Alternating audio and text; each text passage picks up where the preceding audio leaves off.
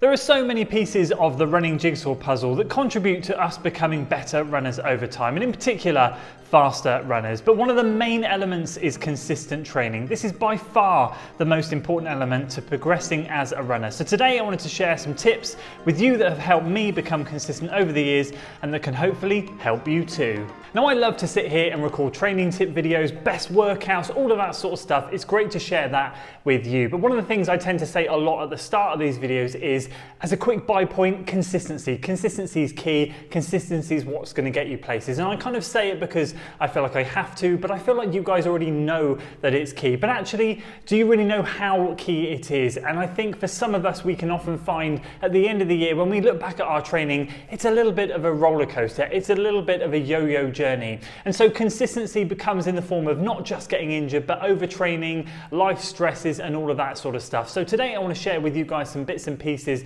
that have helped me over the years nail on consistency and help me stay relatively injury-free and allow me to keep stacking training block on top of training block on top of training block. So without further ado, we're going to dive into this. If you're excited for today's video, guys, make sure you give it a like, share it with your friends, and of course, please do consider subscribing to the channel for weekly running content. Let's dive in to number one. Number one, consider those training paces, review them, make sure they work for your current ability level. So what we often have a habit of doing, I guess, as runners, is we end up kind of having these goals and, dreams of what we want to run.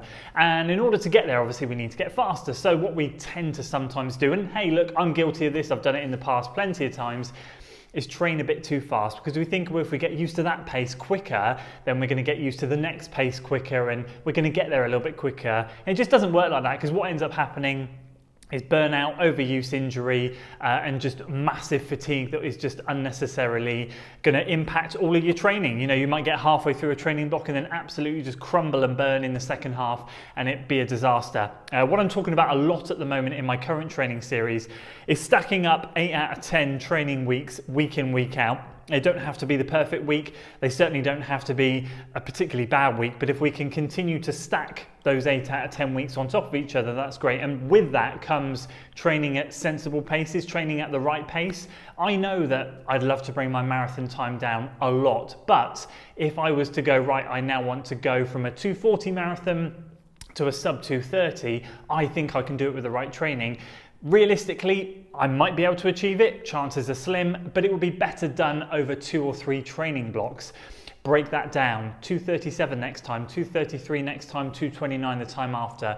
Just getting your body used to those small increments, it just pays dividends in the long run. Means that we can kind of gently take those steps up, get used to that, allow our body to adapt, and then get that training block done consistently, complete that block and move on to the next one. So just analyze, review, check that the paces you're training at are right for you, you're not straining too much, you're not too fatigued at the end of the week, and that you're feeling fresh and ready to go for the week after. And number two, another really important thing is gradual mileage increases, gradual mileage progression is also key in this, again, to consistency. So obviously I talk, and you hear loads of people talk about increasing volume and intensity at the same time is a recipe for disaster. You kind of want to stress your body in one way, whether that's more volume or more intensity, but not both at the same time. It's just extra load on the body that it doesn't need. But that kind of still also applies to each individual item. If you do a massive jump, like if you went from 1 speed workout a week to 3, that's a big old jump. You might want to consider going from 1 to 2,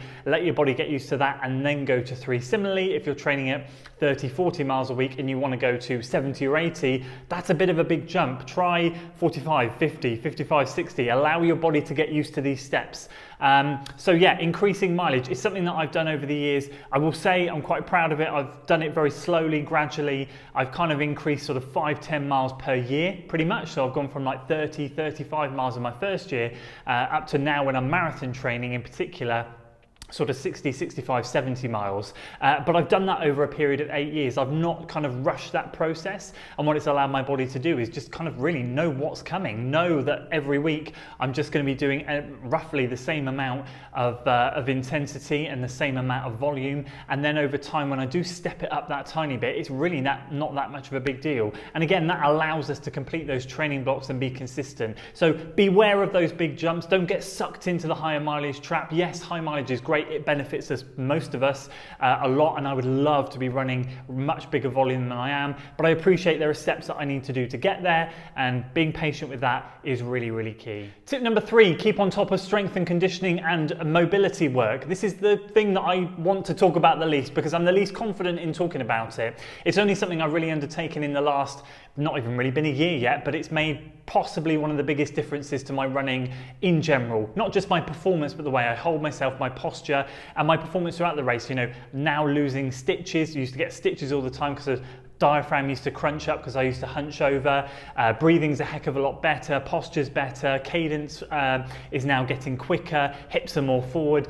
All this comes from doing regular strength and conditioning and mobility work. And actually, I think, if I'm honest with you, mobility work is really actually quite underrated. We all hear a lot about strength and conditioning and how it helps to make the right muscles stronger for us to be able to run longer, especially us doing sort of like half marathons, marathons and ultras, not letting that body fatigue and kind of, just collapse because it's just too tired to carry on. Being able to hold that posture for longer is really, really key. But also within that, mobility is vital, because what happens is if we stack up these weeks of training and we don't really take care of our bodies, whether that's in the form of massage guns, booking a massage therapist, muscle balms, stretching, foam rolling, using a lacrosse ball, spiky ball, whatever it is, if we don't undertake any of that, our muscles sort of get tight, the muscle fibers can start to sort of stick together, especially if we're not hydrating well as well.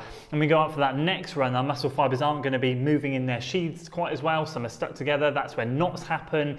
And hey, muscle knots can then lead to tightness, which then leads to other areas being affected, and bam, the next thing you know, you've got an injury. And that again comes down to a simple case of, if you'd have just kept stretching or, you know, light foam rolling or whatever it is in the beginning, that might not have happened. That manifested from something that was so simple. So keeping on top of it from the start can really help you moving forwards. It means you don't need to book emergency trips to physios. It allows you to keep better posture, keep good form, and yeah, just all round become a stronger and faster runner. Number 4, if in doubt, just take the edge off that session, take the edge off that run, and let your body dictate what you want to do. I've got a couple of great examples here of what I mean, but effectively, sometimes we can wake up and feel $1 million, and other times we can wake up and just feel like everything is a slog. And it happens to all of us, and those are the runs when we go out on those ones that actually are some of the best for us, because mentally it makes us a little bit more resilient and it makes us a little bit more sort of determined, and on those good days we can kind of grab them with both hands and make the most of it. So at the moment I'm doing a lot of sort of speed work, tempo work, and within my tempo work I tend to be at the moment doing a tempo chunk before diving into some intervals. At best I can be running my tempo paces in and around low 520s, low to mid 520 per mile, 320s per K, or in and around that area, mid 320s. But at worst, I could be running in the late 540s, which is a massive difference. It's around mid 330s or nearly 340 per K. That's a vast difference, and that really does come down to how I feel on the day. Do I feel good or not? And do I get discouraged from running those slower paces?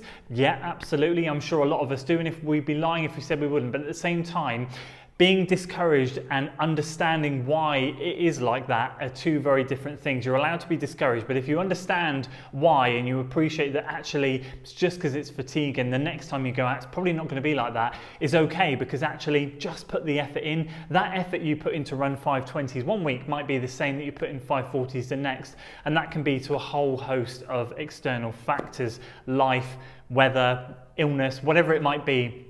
There's a multitude of things. So actually, don't be afraid to take the edge off it. Don't push it. Don't try and hit every single pace. If one day it's just not clicking, work by effort. Put the effort in, get the job done, get out the next time and see how you do next time. So yeah, don't stress if it doesn't quite click one day. It's okay. It's not the end of the world. And number 5, don't be afraid to miss a run if you need to. Don't be afraid to shuffle things around. Again, this is something that I guess over the last year in particular for me, I've actually embraced quite a lot. I've missed, I would say, being honest, probably about 4 or 5 runs this whole year, which I know probably for a lot of people doesn't sound a lot, but for me, I like to really commit when I'm in a training block. And when I'm not in a training block, I can be a little bit more flexible and kind of drop a day here and there.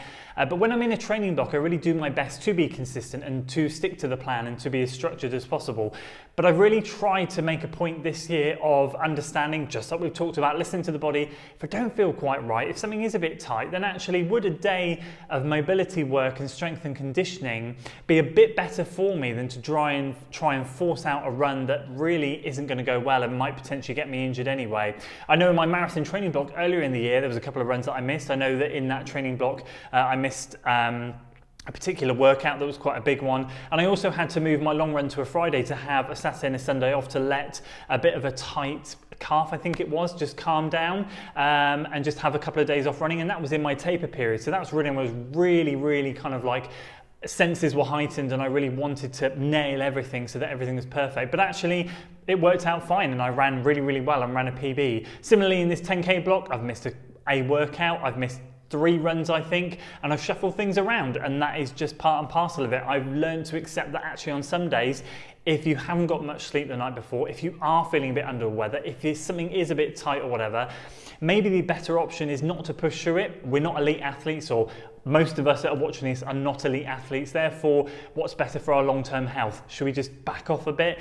It's allowed me to nearly finish my 2nd training block this year, and it's worked wonders. So yeah, listen to your body. If you feel like you need to miss a run, don't worry about it. And I want to wrap this video up with tip number 6, which is what advice you give to other people, make sure you take yourself. I've recently become a coach. I've been coaching athletes for the last sort of year, but really I've now dived into it and I've really started to enjoy the process of coaching a multitude of athletes. And what I've learned over the last year in particular is talking to people and telling them that actually this might be better for you. Like I've just been talking about, if you might need to back off, take a rest, whatever it is, take that advice yourself. And again, that's really helped me. So there's been a couple of days in particular this year that I can think of very strongly when it comes to a workout that I thought, you know what, I can't manage a workout today. And what would I tell my athlete? What would I say to them if they messaged me and said, Andy, I feel pretty lethargic today, what should I do? I'd be like, swap it around, take a rest day, or just swap today easy and try the workout tomorrow.